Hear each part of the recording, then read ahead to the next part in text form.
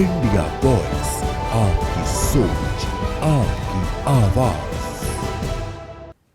नमस्कार, India voice देख रहे हैं आप और मैं हूं आपके साथ प्रज्ञा मिश्रा। बुलेटिन की शुरुआत करेंगे बड़ी और अहम खबर के साथ। तो सबसे पहले बात कर लेते हैं लखनऊ से जुड़ी इस वक्त की बड़ी खबर। आपको बता दें, सीएम योगी आदित्यनाथ आज बड़ी बैठक करने वाले हैं। सड़क सुरक्षा को लेकर वीडियो कॉन्फ्रेंसिंग की जाएगी। शाम 4 बजे से 5 बजे केडी सीएम आवास में होगी बैठक। मुख्य सचिव, प्रमुख सचिव गृह जो है वो बैठक में होंगे शामिल। वहीं डीजीपी प्रमुख सचिव आवास में ये बैठक की जाएगी। सभी अधिकारी जो है इस बैठक में शामिल होंगे। ADG, LO, commissioner, police commissioner भी इस बैठक में शामिल रहेंगे। डीएम लखनऊ, एलडीए, वीसी भी इस बैठक में शामिल होंगे। तो आपको बता दें, मुख्यमंत्री योगी आदित्यनाथ आज सड़क सुरक्षा को लेकर एक बड़ी बैठक करेंगे। ये बैठक जो है वो वीडियो कॉन्फ्रेंसिंग के जरिए आयोजित की जाएगी। शाम 4 बजे से 5 बजे केडी मुख्यमंत्री आवास में होने वाली इस बैठक में कई वरिष्ठ अधिकारी जो है वो शामिल होंगे। बैठक में मुख्य सचिव और प्रमुख सचिव जो है वो मौजूद रहेंगे। इसके अलावा डीजीपी, प्रमुख सचिव आवास, एडीजी, लॉ एंड ऑर्डर और मंडलायुक्त के साथ ही पुलिस कमिश्नर भी इस बैठक में भाग लेंगे। तो लखनऊ में आज CM Yogi Adityanath video conferencing के जरिए एक बड़ी बैठक करने वाले हैं। सड़क सुरक्षा को लेकर यह बड़ी बैठक होने वाली है। आपको बता दें, लखनऊ के जिलाधिकारी और एलडीए, वीसी की भी बैठक में उपस्थिति रहेगी। बैठक में सड़क सुरक्षा से जुड़े अहम मुद्दों पर चर्चा होने की संभावना बताई जा रही है। वहीं इस खबर पर विस्तार से जानकारी देने के लिए अनुराग तिवारी हमारे साथ जुड़ चुके हैं। अनुराग, आज की बैठक कितनी अहम मानी जा रही है? देखिए प्रज्ञा, पिछले कुछ दिन पहले मथुरा में जो हादसा सामने आया उसको लेकर के एक बड़ी कैजुअलिटी देखने को मिली, जिसके बाद सजगता जो है वो बढ़ती जा रही है। और मुख्यमंत्री ने निर्देश दिए थे कोहरे में कि टोल प्लाजाज जो हैं उसके ऊपर अनाउंसमेंट हो, पेट्रोलिंग बढ़ाई जाए और तमाम बातें उन्होंने सड़क सुरक्षा को लेकर के कही थी, निर्देशित करी थी।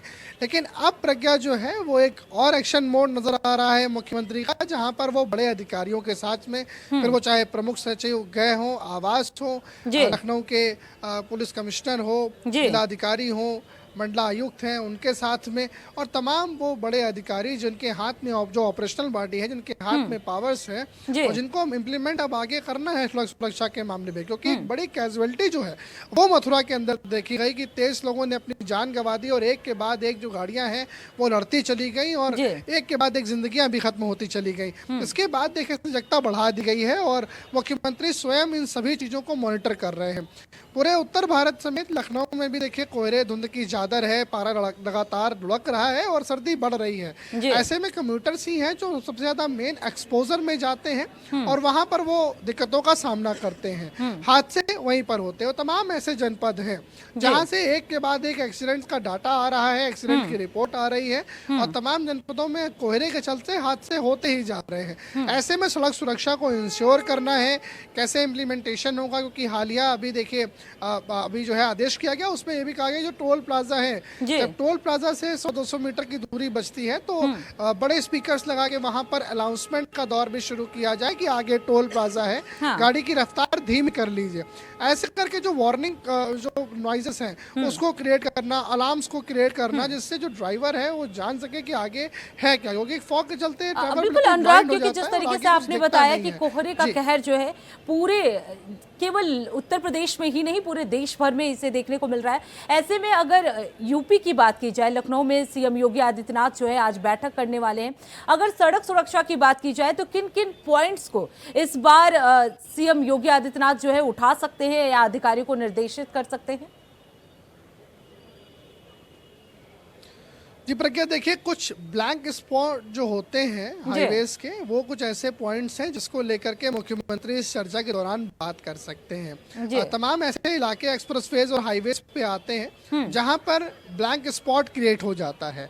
अचानक से उन जगहों पर या तो कोई तालाब पास में होता है या नदी पास में होती है या फिर वो काफी ज्यादा हरित क्षेत्र होता है जो 2-4 किलोमीटर का पैच होता है। कई बार इससे ज्यादा का होता है जहाँ पे कोहरा एकदम से एक्सट्रीम लेवल पे जाता है। जी। उन जगहों पर जो है वो बेसिकली ध्यान देने के लिए कह सकते हैं मुख्यमंत्री, क्योंकि वो जो पैचेस हैं वो सबसे ज्यादा सेंसिटिव पैचेस हैं रोड के, जहां पर हाईली एक्सीडेंट जोन जो है वो क्रिएट हो जाता है। इसको लेकर के देखिए कुछ पॉइंट्स हैं वो उठ सकते हैं, और तमाम नेशनल हाईवेज हैं जहां पर कोहरे की मार चल रही है। कई दफे ऐसा होता है कि जो गाड़ियां हैं लोग रोड के साइड में पार्क कर देते हैं। हाल में ही लखनऊ से सटे हुए जिले उन्नाव से भी खबर हमने दर्शकों को दिखाई, जहां पर खड़ी गाड़ी में कार जा घुसी और 6-7 लोगों को अपनी जान गंवानी पड़ी थी उसमें। तो कई बार कोहरे में जो गाड़ियां पार्क हो जाती हैं उनको लेकर के भी स्पेशल पॉइंट्स हैं जो कह सकते हैं मुख्यमंत्री इस बैठक में, क्योंकि ये बहुत छोटी छोटी बातें हैं जो वैसे तो बिल्कुल नजर में नहीं आती, लेकिन इनका इम्पैक्ट बहुत बड़ा होता है। जो बफर जोन है जिसकी मैं बात कर रहा था, जहाँ पर फॉग एक्सट्रीम लेवल पे चला जाता है, अमूमन उस पर ध्यान नहीं दिया जाता है। अचानक ड्राइवर्स वहां पहुंचते हैं, उसके आगे वहां से फ्लाई बाय करके वो आगे की तरफ चले जाते हैं। लेकिन वहां पर जब पेट्रोलिंग व्हीकल डिप्लॉयड हो जाएंगे, वहां पर जो अन्य साजो सामान सामग्री है वो वहां पर जब डिप्लॉयड हो जाएगी, तो कहीं ना कहीं एज एन सिग्नल जो है वो ड्राइवर्स के लिए काम करेंगे। और ये प्रमुखतम पॉइंट्स हैं जिसको लेकर के मुख्यमंत्री आज शाम की जो बैठक है 5 KD आवास पर, उसमें ये चर्चाएं कर सकते हैं और निर्देशित भी कर सकते हैं अधिकारियों को। प्रज्ञा बिल्कुल अनुराग, अगर बात किया जाए, क्योंकि जिस तरीके से बता रहे हैं आपकी सड़क हादसे जो हैं वो लगातार बढ़ रहे हैं, ऐसे में कोहरे का कहर भी जो है वो देखने को मिल रहा है, तो क्या सीएम योगी आदित्यनाथ जो है कोहरे के हादसे को रोकने के लिए कोई सख्त निर्देश दे सकते हैं, उसे लेकर कोई जानकारी? जी देखिए, कोहरे की चादर जो है वो लखनऊ समेत तमाम जनपदों में उसने अपने शहरों को एक के बाद एक शहरों को अपनी जद में ले रखा है। और एक बेहद ही बड़ा जो कारण है हादसों का वो कोहरा बनता जा रहा है। कोहरे के चलते देखिए रोड्स पर नमी भी होती है, इसके चलते जो बाइक स्केटिंग है या फिर और अन्य 2 पहिया वाहन है जो स्केट कर जाते हैं और गंभीर चोटें भी लोगों को आती हैं। और इस तरह के एक्सीडेंट्स का जो अभी हाल फिलहाल की खबरें हैं वो बढ़ी, लगातार हादसे एक के बाद हो रहे हैं, एक के बाद एक जो है सामने पेश आ रहे हैं। तो ऐसे में मुख्यमंत्री जो है उनका पूरा फोकस इस बात पर है कि कोहरे की चादर तो है, नेचुरल क्लाइमेटीज है, लेकिन अब हम सुरक्षा अपने जो लोग हैं उनको कैसे देंगे, इसको लेकर के अधिकारियों के साथ बड़ी बैठक है। बिल्कुल बिल्कुल अनुराग, देखना होगा क्या कुछ फैसले जो है इस बैठक में सामने आते। बहुत बहुत धन्यवाद अनुराग इस खबर पर विस्तार से जानकारी देने के लिए। अब रुक कर लेते हैं अगली खबर की। उत्तराखंड के मुख्यमंत्री पुष्कर सिंह धामी आज हरिद्वार के दौरे पर रहेंगे। मुख्यमंत्री हरिद्वार के ग्रामीण क्षेत्र बुग्गावाला में स्थित एक एमबी फूड प्रोसेसिंग प्लांट जाएंगे। एमबी फूड प्रोसेसिंग प्लांट में आयोजित विशेष कार्यक्रम में मुख्यमंत्री जो है वो शिरकत करेंगे। आपको बता दें, स्वरोजगार से रोजगार की ओर कार्यक्रम के माध्यम से प्रदेश में रोजगार सृजन और उद्यमिता को बढ़ावा देने पर फोकस रहेगा। कार्यक्रम में स्थानीय युवा, उद्यमी और स्वरोजगार से जुड़े लोगों को बड़ी संख्या में मौजूद रहने की संभावना भी जताई जा रही है। आपको बता दें, मुख्यमंत्री के दौरे को लेकर जिला प्रशासन और पुलिस जो है वो पूरी तरह से अलर्ट मोड में है।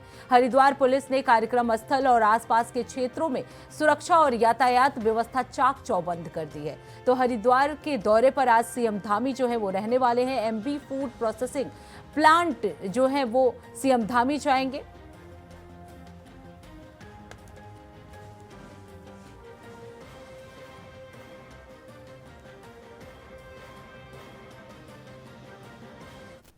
अब रुक कर लेते हैं अगली खबर की। विदेश भेजने के नाम पर ठगी करने वालों पर सख्त कार्रवाई होगी, ये सीएम की तरफ से कहा गया है। आपको बता दें, जनता दर्शन में सीएम योगी आदित्यनाथ ने 250 लोगों की समस्याएं सुनी। ठंड में भी जनता दर्शन जो है वो सीएम योगी आदित्यनाथ की तरफ से लगाया गया, जिसमें उन्होंने साफ तौर पर कहा कि विदेश भेजने जाने वालों पर सख्त कार्रवाई होगी अगर किसी तरह की कोई घटना होती है।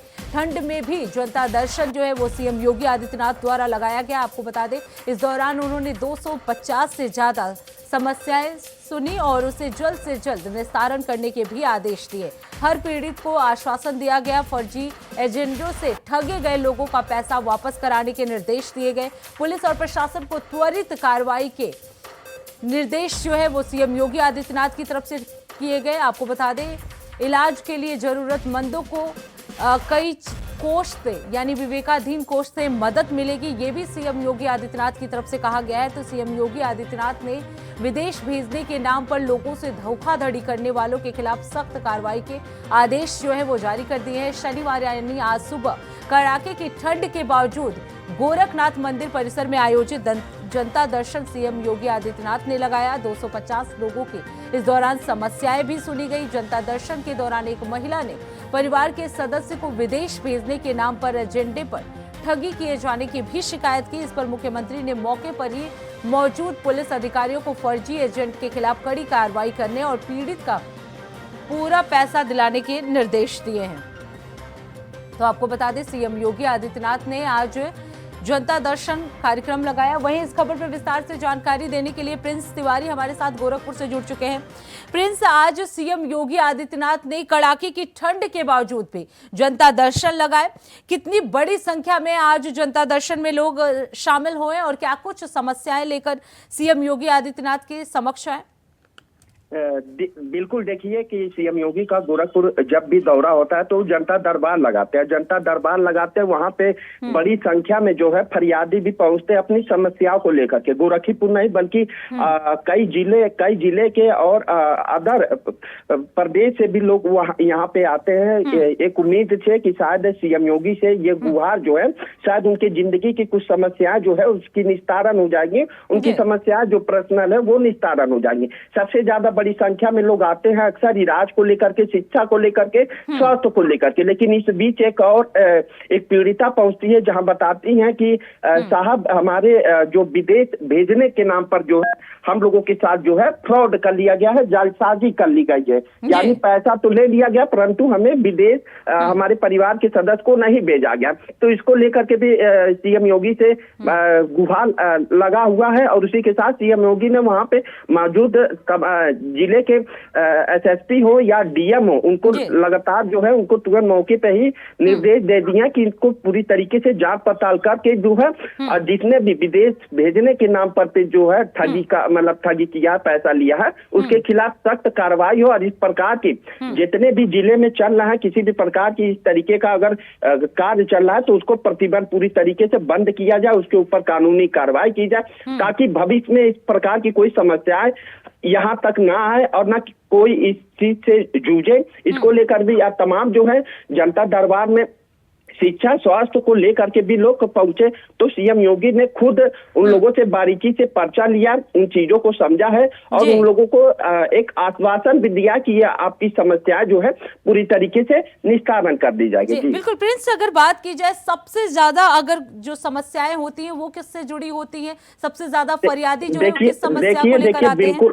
बिल्कुल ये आपने सही कहा। देखिए, सबसे हमने शुरू में ही जिक्र किया, सबसे ज्यादा समस्याएं जो होती हैं स्वास्थ्य को लेकर के होती है। सबसे महत्वपूर्ण चीज है स्वास्थ्य को लेकर के उन्हें उच्च स्वास्थ्य सुविधाएं मिले। इसको लेकर के भी कई ऐसे गरीब परिवार के लोग जाते हैं जिनके पास आर्थिक कमजोर होते हैं, वो आर्थिक मदद के लिए सीएम योगी के पास जाते हैं। गोरखनाथ मंदिर में जनता दरबार लगता है, वहां पे जाते हैं, उनसे गुहार लगाते हैं, उनसे फरियाद करते हैं। तो सीएम योगी बाकायदे जो है इनकी समस्याओं को भी बारीकी से सुनते हैं और उसे पूरी तरीके से जो है निस्तारण कर देते हैं। कई ऐसे आते हैं परिजन जो आते हैं स्वास्थ्य को लेकर के आते हैं तो वो उनकी भी समस्या अपने सरकार के द्वारा जो है फ्री में उनका निःशुल्क इलाज करा दिया जाता है। उसके बाद दूसरी बात करें तो शिक्षा को लेकर के कि पढ़ाई को लेकर के, तो पढ़ाई को भी लेकर के सीएम योगी पास लोग ज्यादा संख्या में जाते हैं तो उनकी भी समस्याओं को जो है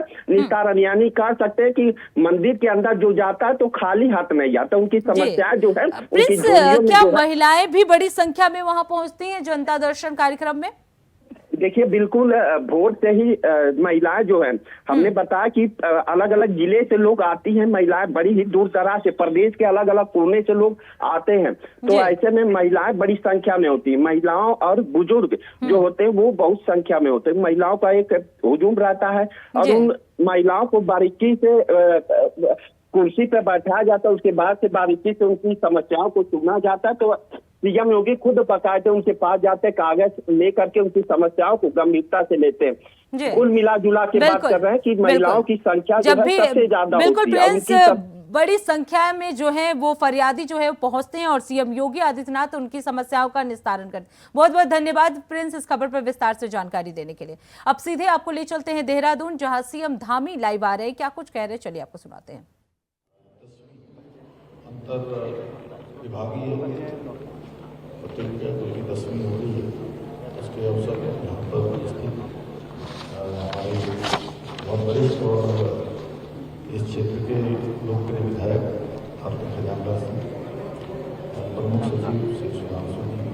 बसेड़ा मैडम हमारे सभी साथी सहयोगी और इसका संचालन करने वाले और नहीं मेरे साथ सभी विकास में बहुत सालों से आता हूँ तो और इसी कार्यक्रम का नहीं सभी कार्यक्रमों का ही संचालन करते हैं।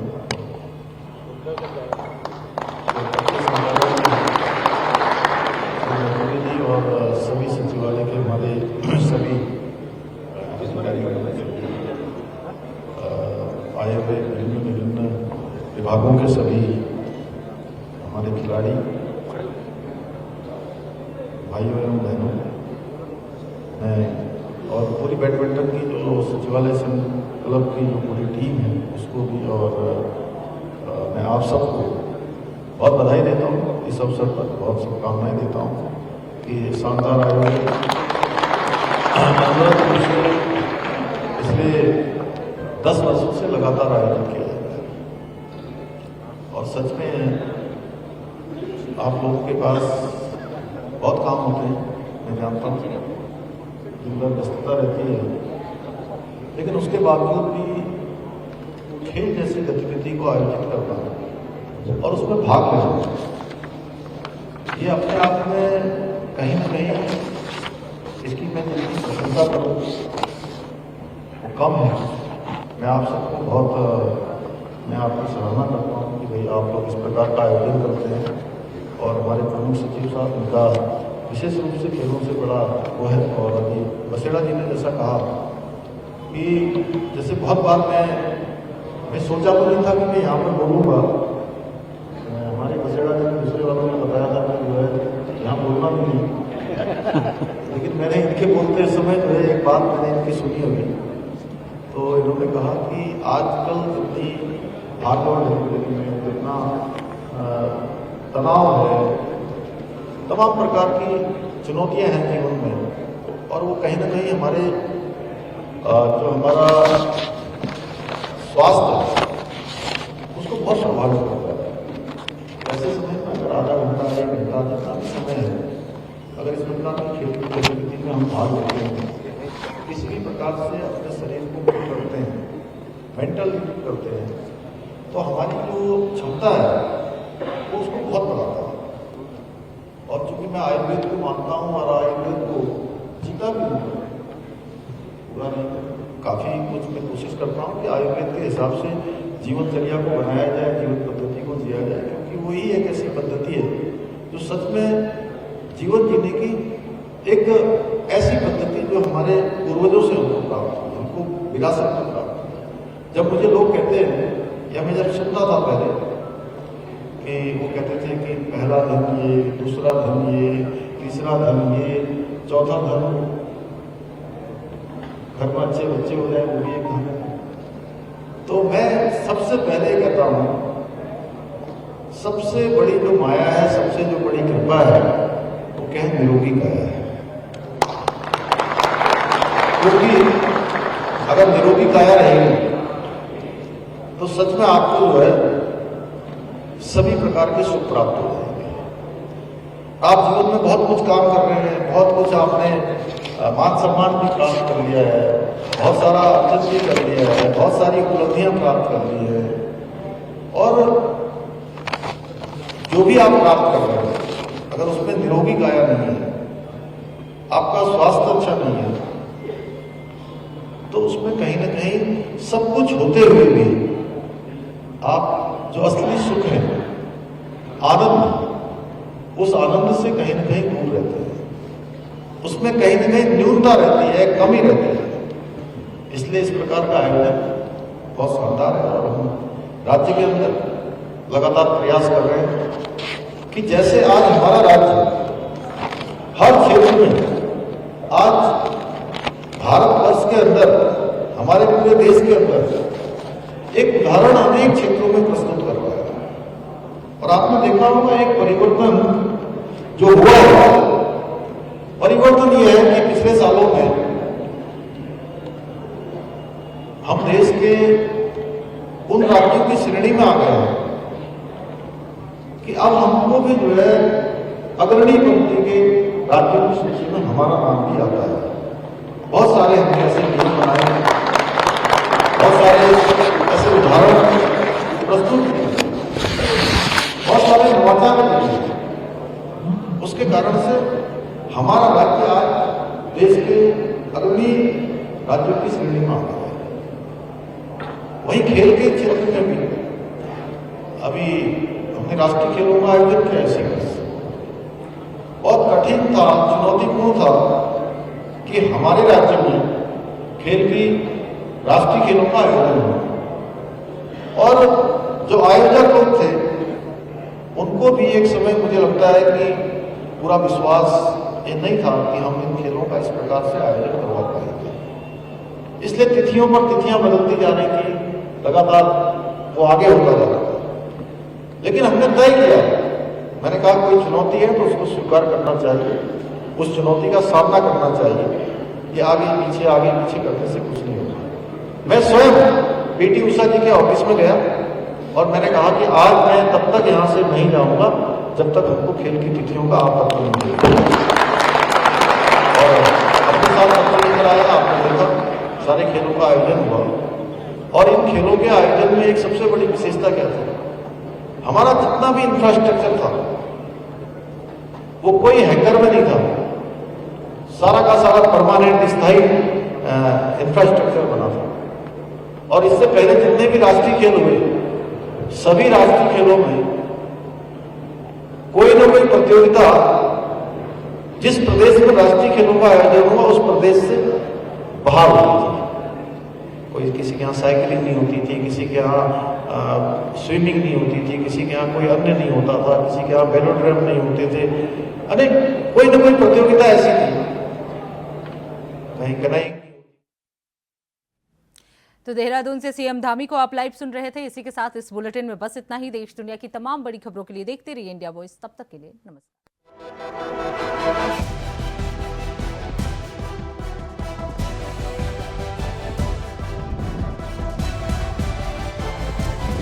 इंडिया वॉइस, आपकी सोच, आपकी आवाज।